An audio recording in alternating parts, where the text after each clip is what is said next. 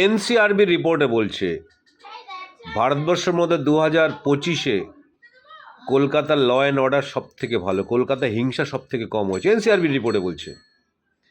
এবং আপনারা শুনলে অবাক হবেন, সব থেকে ল অ্যান্ড অর্ডার সব থেকে খারাপ কোথায়? কেরলে। তারপরে খারাপ কোথায়? না বিজেপি শাসিত দিল্লিতে। তারপরে খারাপ কোথায়? সুরাট, গুজরাটে, বিজেপি শাসিত রাজ্যে। এই তো অবস্থা।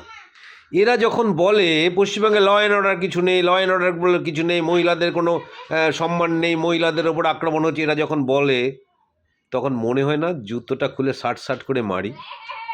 মনে হয় না? মমতা বন্দ্যোপাধ্যায়ের নেতৃত্বে ভারতবর্ষের মধ্যে পশ্চিমবঙ্গ সব দিক থেকে এগিয়ে, আইন শৃঙ্খলার দিক থেকে এগিয়ে বহু বছর ধরে। এই যে এনসিআরবি রিপোর্ট, এটা তো আমাদের রিপোর্ট না, আমরা বলছি না, এটা কেন্দ্রীয় সরকার পরিচালিত একটা সংস্থা, তারা বলছে ভারতবর্ষের যত রাজ্য আছে সব থেকে আইন শৃঙ্খলা প্রথম হচ্ছে পশ্চিমবঙ্গ, এবং শেষ হচ্ছে কেরল, শেষের দিক থেকে তার আগের রাজ্যটা হচ্ছে দিল্লি, এবং তার আগের রাজ্যটা হচ্ছে গুজরাট। এই তো অবস্থা।